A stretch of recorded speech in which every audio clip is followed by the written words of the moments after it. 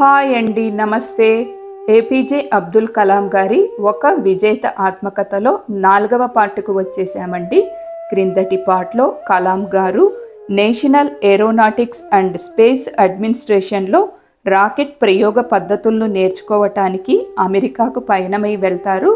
ఆయన అమెరికాకు వెళ్ళిన తర్వాత ఏం జరిగింది అనేది మనం ఇప్పుడు తెలుసుకుందామండి. Thank you. ఈ పుస్తకంలో 2వ పార్టు సృజన 1963 నుంచి 1980 వరకు ఆదరంగా, సాహసంగా, సత్యంగా, క్షణక్షణం, సుదీర్ఘ దినాంత వేళదాకా పనిచేసిన హస్తాలే సుందరాలు. 4వ అధ్యాయము. వర్జీనియా రాష్ట్రంలోని హాంప్టన్ వద్ద ఉన్న లాంగ్లీ రీసెర్చ్ సెంటర్లో నా పని మొదలుపెట్టాను. అంతరిక్ష సాంకేతిక విజ్ఞానానికి చెందిన ఉన్నత స్థాయి పరిశోధన అభివృద్ధి కేంద్రం అది. ఆ సెంటర్కి సంబంధించి నాకు బాగా గుర్తుండే జ్ఞాపకం అక్కడున్న ఒక శిల్పం. అందులో ఒక సారథి 2 అశ్వాల్ని నడుపుతుంటాడు. ఆ అశ్వాల్లో ఒకటి మౌలిక శాస్త్రీయ పరిశోధనకి, రెండవది సాంకేతికాభివృద్ధికి సంకేతాలు. అవి పరిశోధనకి, అభివృద్ధికి మధ్య నుండే పారస్పరికతని గుర్తు చేస్తూ ఉండేవి. అక్కడి నుంచి నేను మేరీల్యాండ్లోని గ్రీన్ బెల్ట్ దగ్గరున్న గొడ్డార్డ్ అంతరిక్ష నౌకా కేంద్రానికి వెళ్ళాను. నాసాకి చెందిన భూకక్షలో పరిభ్రమించే ఉపగ్రహాల శాస్త్రీయ అనువర్తనాంశాల్ని ఈ కేంద్రమే నిర్వహిస్తూ ఉంటుంది. అన్ని అంతరిక్ష ప్రయోగాల్ని పరిశీలించే సమాచార వ్యవస్థగా అది నాసా కోసం పనిచేస్తుంది.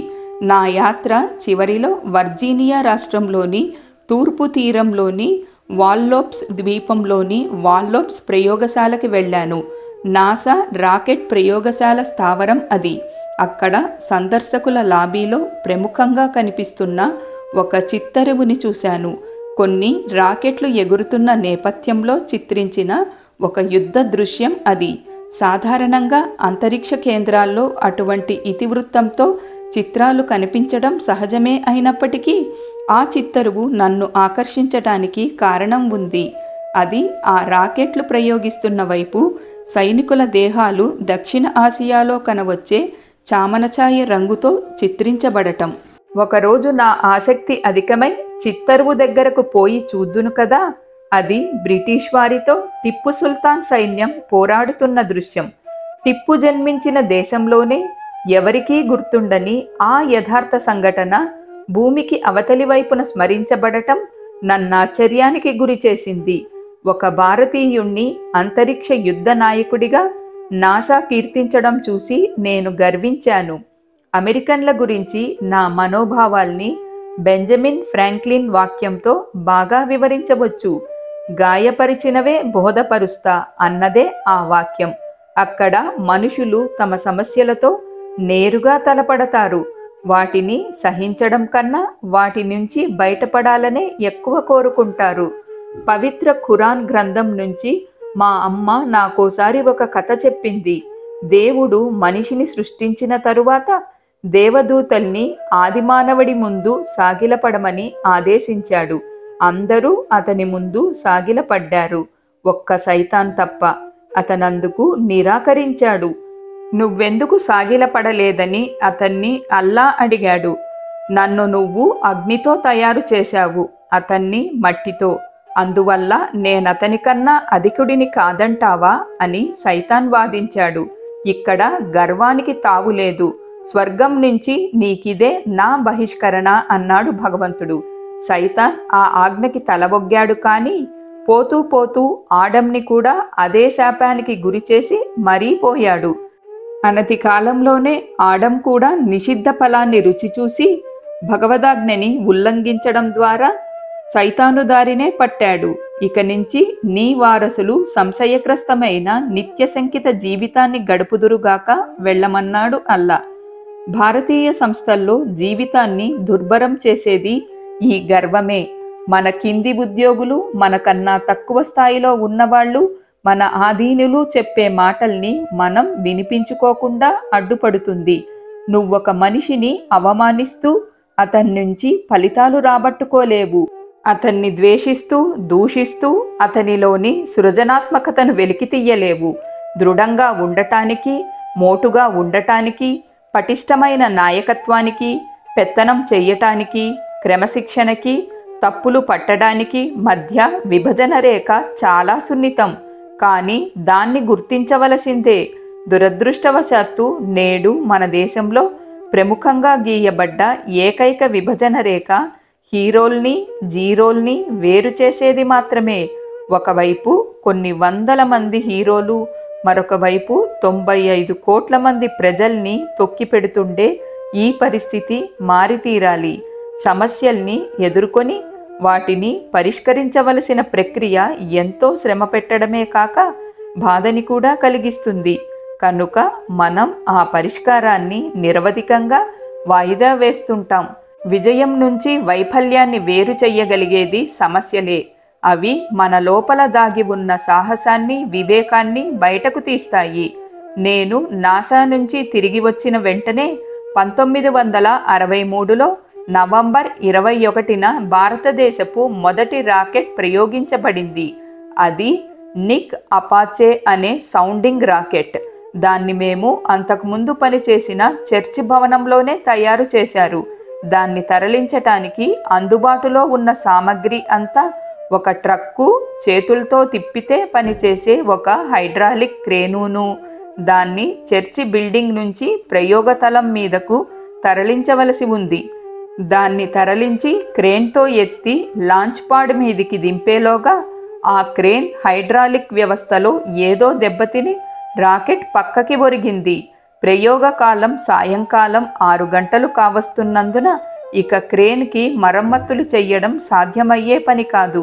ఆ హైడ్రాలిక్ లీక్ ఏమంత పెద్దది కాకపోవడంతో మేమంతా మా భుజబలం ఉపయోగించి ఆ రాకెట్ని మా చేతులతో ఎత్తి లాంచర్ మీద నిలబెట్టాం.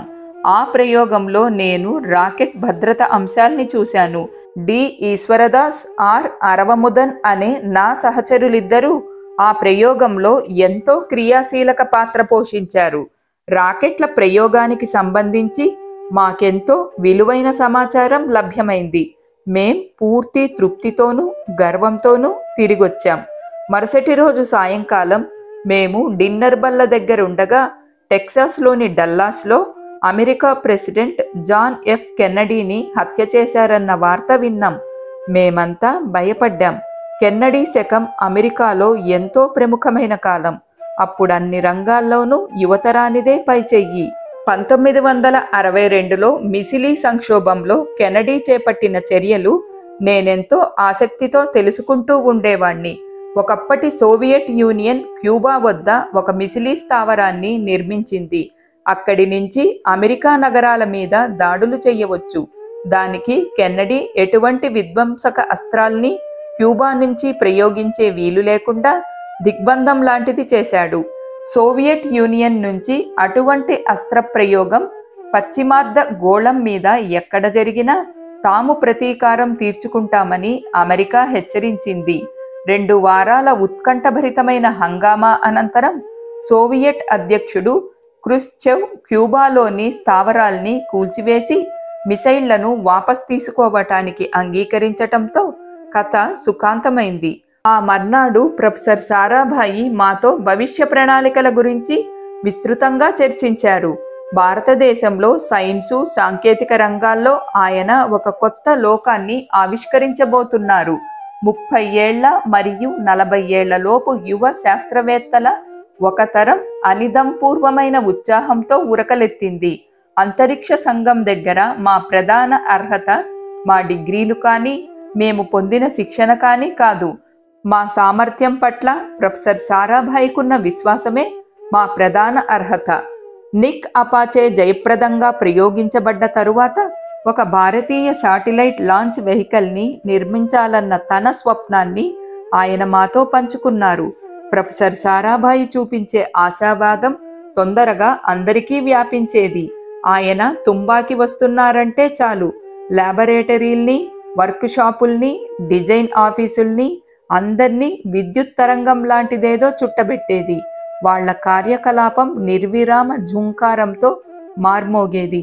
ఇంతవరకు మన దేశంలో జరిగి ఉండనిదేదో, అది కొత్త డిజైన్ కానివ్వు లేదా కొత్త అమెరికా కావచ్చు, అదీ కాకపోతే పాలనా సంబంధమైన ఒరవడిని కావాలని తప్పించడం, ఏదో ఒక కొత్త విషయాన్ని డాక్టర్ సారాభాయికి చూపించాలన్న ఉత్సాహంతో మనుషులు నిజంగా 24 గంటలు పనిచేసేవారు. ప్రొఫెసర్ సారాభాయి తరచూ ఒక మనిషికే లేదా ఒక గ్రూపుకే ఎన్నో పనులప్పచెప్పేవారు. ఆ పనులు ఒకదానికొకటి సంబంధం లేనట్టు ముందనిపించినా పని కొంత మొదలు పెట్టాక వాటి మధ్య సంబంధం తెలియవచ్చేది. ఎస్ఎల్వి గురించి మాతో మాట్లాడుతున్నప్పుడే అదే ఊపులో ప్రొఫెసర్ సారాభాయి నన్ను మిలిటరీ వైమానిక విన్యాసం కోసం రాకెట్ సమర్థిత గమన వ్యవస్థని అధ్యయనం చేయాల్సిందిగా కోరారు. ఆ మహా దార్శనికుడి ఆలోచనలో తప్ప ఆ రెండింటికి బయటికి చూడ్డానికి ఏ విధమైన సంబంధం కనపడలేదు. నాకు తెలిసిందల్లా నేను నా లక్ష్యం పట్ల జాగరూకుడిగా దృష్టి కేంద్రీకరించి ఉండాలని మాత్రమే. త్వరలోనో తరువాతో నా సామర్థ్యానికి సవాల్లాంటి పని చేయాల్సిన అవకాశమేదో నా లాబొరేటరీకి రాగలదు. ప్రొఫెసర్ సారాభాయి కొత్త పద్ధతుల్ని అనుసరించడానికి, యువరక్తాన్ని ప్రోత్సహించటానికి ఎప్పుడూ సంసిద్ధులుగా ఉండేవారు. ఏదైనా ఒక పని చక్కగా జరిగినప్పుడు గుర్తించగలగడమే కాక అవసరమైతే దాన్ని ఎప్పుడాపాలో తెలిసిన వివేకం, నిర్ణయ చాతుర్యం ఆయనకుండేవి. నా అభిప్రాయంలో ఆయనొక ఆదర్శ ప్రయోగశీలి, నూతన పథ నిర్ణేత. మా ముందు వివిధ రకాల ప్రత్యామ్నాయాలు నిలిచి ఉన్నప్పుడు, వాటి పర్యవసానాన్ని ఊహించడం కష్టమైనప్పుడు, లేదా వాటిని సమన్వయించడంలో వివిధ అభిప్రాయాలకు తావున్నప్పుడు ప్రొఫెసర్ సారాభాయి వాటిని ప్రయోగాత్మకంగా పరిష్కరించటానికి పూనుకునేవారు. 1963లో అంతరిక్ష సంఘంలో పరిస్థితి ఇది. సైన్సు టెక్నాలజీల్లో అంతరిక్ష పరిశోధనలో స్వయం పోషకత్వాన్ని సాధించే బాధ్యత యువ సమూహానికి అప్పగించబడింది. అనుభవం లేకపోతేనే వాళ్ళు ఉత్సాహవంతులు, శక్తిమంతులును. నమ్మి నాయకత్వం వహించడం అనే దానికి అది గొప్ప ఉదాహరణ. ఆ రాకెట్ లాంచ్ స్థలం తర్వాత రోజుల్లో Thumba equatorial rocket launch station TERLS గా రూపుదిద్దుకుంది. ఆ స్టేషన్ ఫ్రాన్స్, అమెరికా సంయుక్త రాష్ట్రాలు, USSRల పూర్తి సహకారంతో స్థాపించబడింది. ప్రొఫెసర్ విక్రమ్ సారాభాయి భారత అంతరిక్ష కార్యక్రమ అధ్యక్షుడిగా ఆ బాధ్యతని పూర్తిగా ఆకళింపు చేసుకొని వెనుతిరిగి చూడవలసిన పని లేకుండా చేశారు. అంతరిక్ష సంఘం పని ప్రారంభించినప్పటి నుంచి దేశీయ సామర్థ్యం పెంపుదల అవసరాన్ని ఆయన గుర్తుపెట్టుకునే ఉన్నారు. ఆ సామర్థ్య కల్పనలో రాకెట్ల తయారీ, వాటిని ప్రయోగించగల సదుపాయాలు ఉన్నాయి. వీటిని దృష్టిలో పెట్టుకొని అహ్మదాబాద్లో ఉన్న స్పేస్ సైన్స్ అండ్ టెక్నాలజీ సెంటర్లోనూ, అలాగే ఫిజికల్ రీసెర్చ్ లాబొరేటరీ సెంటర్లోనూ వివిధ కార్యక్రమాలు ప్రారంభించబడ్డాయి. వాటిలో రాకెట్ల ఇంధన వ్యవహారాల పరిశోధన, అభివృద్ధి, చోదక వ్యవస్థల అధ్యయనం, ఏరోనాటిక్స్, ఏరోస్పేస్ సామగ్రి, ఉన్నతమైన అమరిక, నిర్మాణాలు, రాకెట్ మోటార్ ఇన్స్ట్రుమెంటేషన్, అదుపు మార్గదర్శకత్వాల వ్యవస్థలు, టెలిమెట్రీ, జాడని పసికడ్డే వ్యవస్థలు, అంతరిక్ష పరిశోధనలో ప్రయోగశాల కోసం శాస్త్రీయ ఉపకరణాల సేకరణ ఉన్నాయి. కాలక్రమంలో ఈ లాబొరేటరీ భారతదేశానికి గొప్ప ప్రతిభాపాటవాలు కలిగిన అంతరిక్ష శాస్త్రజ్ఞుల్ని అందించడం గమనార్హం. భారతీయ అంతరిక్ష కార్యక్రమ ప్రయాణం యథార్థంగా మొదలయ్యింది రోహిణి ప్రయోగంతోనే. సౌండింగ్ రాకెట్ని మిసైల్ నుంచి, శాటిలైట్ లాంచ్ వెహికల్ నుంచి వేరు చేసేదేది? సౌండింగ్ రాకెట్లను భూగర్భాన్ని అధ్యయనం చెయ్యటానికి, అలాగే వాతావరణంలో పరిశోధనలకి ఉపయోగిస్తారు. వివిధ స్థాయిల ఎత్తుల్లో పనిచెయ్యటానికి అనువైన సామర్థ్యాన్ని కలిగి ఉన్నప్పటికీ అవి భూకక్షను ప్రవేశించగల వేగాన్ని మాత్రం పుంజుకోలేవు. కాగా లాంచ్ వెహికల్ సమర్థ నౌకను గాని లేదా ఉపగ్రహాన్ని గాని భూకక్షలోకి ప్రవేశించగల పరమ వేగాన్ని ఇవ్వగలదు. ఇది ఒక స్థావరం నుంచి సూచనలు ఇస్తూ అదుపు చేయవలసిన సంక్లిష్ట ప్రక్రియ. మిస్సైల్ ఈ కుటుంబానికి చెందిందే అయినా దానిది మరింత సంక్లిష్ట వ్యవస్థ. స్థావర ఆధారిత సూచన, అదుపు వ్యవస్థలతో పాటు మరింత విస్తృత వేగ సామర్థ్యము, లక్ష్యాన్ని తాకగల సామర్థ్యము ఉండాలి దానికి. దాని లక్ష్యాలు చెల్లించగలిగేవి, దాన్నించి తప్పించుకోగలిగేవి అయినప్పుడు వాటిని వెంటాడే సామర్థ్యం కూడా ఉండాలి దానికి. భారతదేశంలో శాస్త్రీయ అన్వేషణకు, స్థావర ఆధారిత మార్గదర్శకత్వానికి, సౌండింగ్ రాకెట్ల అభివృద్ధి నిర్మాణానికి రోహిణి కార్యక్రమం దారి చూపింది. ఈ కార్యక్రమంలో నిర్వహణాశీల సౌండింగ్ రాకెట్ల పరంపర వృద్ధి చెందింది. ఈ రాకెట్లకు విస్తారమైన సామర్థ్యం ఉంది. ఇప్పటిదాకా శాస్త్రీయ సాంకేతిక అధ్యయనాల కోసం కొన్ని వందల రాకెట్లు ప్రయోగించబడ్డాయి. మొదటి రోహిణి రాకెట్ని నడిపిన మోటార్ కేవలం 32 కేజీల బరువు కల ఏకైక ఘనచోదకం మాత్రమేనని నాకు గుర్తే. అది ఒక సాధారణ 7 కేజీల బరువుని 10 కిలోమీటర్ల ఎత్తుకి విసరగలిగింది. వెనువెంటనే 100 కేజీల బరువు గల అసంఖ్యాకమైన బరువుల్ని 350 కిలోమీటర్ల ఎత్తుకు విసరగలిగే మరొక చోదకం అమర్చారు దానికి. ఈ రాకెట్ల అభివృద్ధితో దేశంలో పూర్తి స్వదేశీ సామర్థ్యంతో సౌండింగ్ రాకెట్ల నిర్మాణం, చోదక వ్యవస్థల ఏర్పాటు సాధ్యపడింది. బాగా పని చెయ్యగల ఘన చోదకాల తయారీకి అవసరమైన సాంకేతిక పరిజ్ఞానాన్ని ఈ కార్యక్రమం దేశంలోకి తీసుకువచ్చింది. రాకెట్ ఇంజన్లకు అవసరమైన వ్యూహాత్మక రసాయనాల్ని, రాకెట్ చోదకాల్ని తయారు చేయటానికి ఒక కర్మాగారాన్ని ఏర్పరిచే రాకెట్ చోదక ఇంధన సముదాయం స్థాపించటానికి అది దారితీసింది. 18వ శతాబ్దంలో టిప్పు సుల్తాన్ కన్న కలల్ని పునరావిష్కరించడంగా 20వ శతాబ్దంలో భారతీయ రాకెట్ల అభివృద్ధిని చూడవచ్చు. 1799లో జరిగిన తురకనహళ్లి యుద్ధంలో టిప్పు సుల్తాన్ చంపబడ్డప్పుడు అతని స్థావరం నుంచి దాదాపు 700 రాకెట్లను, 900కు పైగా ఉపరాకెట్లను బ్రిటిష్ వారు పట్టుకున్నారు. అతని సైన్యంలో కుషూన్లనబడే 27 బ్రిగేడ్లు ఉండేవి. ప్రతి బ్రిగేడులోనూ జోవుర్కులనబడే రాకెట్ నిపుణులుండేవారు. వీటిని తరువాత విలియం కాంగ్రేవు ఇంగ్లాండ్కు తీసుకుపోయాడు. అక్కడ వీటిని ఇప్పుడు మనం రివర్స్ ఇంజనీరింగ్ అని పిలిచే పద్ధతిలో అధ్యయనం చేశారు.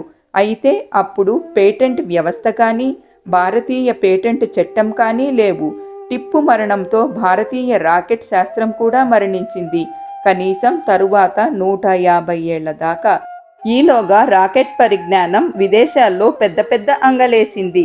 రష్యాలో కాన్స్టాంటిన్ షిల్కోవస్కీ 1903, యుఎస్లో రాబర్ట్ గొడ్డార్డ్ 1914, జర్మనీలో హెర్మన్ ఓబెర్త్ 1923 రాకెట్ శాస్త్రాన్ని కొత్త పుంతలు తొక్కించారు. నాజీ జర్మనీలో వెర్నర్ వాన్ బ్రావున్ జెట్టు సమీప శ్రేణి లక్ష్యాల్ని ఛేదించగల V2 బాలిస్టిక్ మిసైళ్లను ప్రయోగించి మిత్రపక్షాలపై నిప్పులు కురిపించారు. యుద్ధానంతరం అమెరికా, రష్యా కూడా జర్మనీ నుంచి వారి వారి వాటాగా రాకెట్ పరిజ్ఞానాన్ని, శాస్త్రజ్ఞుల్ని కూడా పట్టుకుపోయారు. ఈ దోపిడీ సొమ్ముతో తయారైన మిసైళ్లతో వాళ్ల మధ్య భయానకమైన ఆయుధ స్పర్ధ మొదలైంది. అప్పటి ప్రధానమంత్రి జవహర్లాల్ నెహ్రూ సాంకేతిక దర్శనం పుణ్యమా అని భారతదేశంలో రాకెట్ నిర్మాణం పునర్జన్మించింది. ఆ స్వప్నానికి సాకారాన్నిచ్చే మహత్తరమైన బాధ్యతను ప్రొఫెసర్ సారాభాయి అందుకున్నారు. కొత్తగా స్వతంత్రం పొందిన ఒక దేశం తన ప్రజలకు అన్నమే పెట్టలేకపోతున్నప్పుడు అంతరిక్ష కార్యక్రమం చేపట్టడంలోని ఔచిత్యాన్ని హ్రస్వ దృష్టి కలవారెందరో ప్రశ్నించారు. కానీ ప్రధానమంత్రి నెహ్రూకు గాని, ప్రొఫెసర్ సారాభాయికి గాని లక్ష్యశుద్ధి చెదరలేదు. వారి ఆశయం చాలా స్పష్టంగా ఉండింది.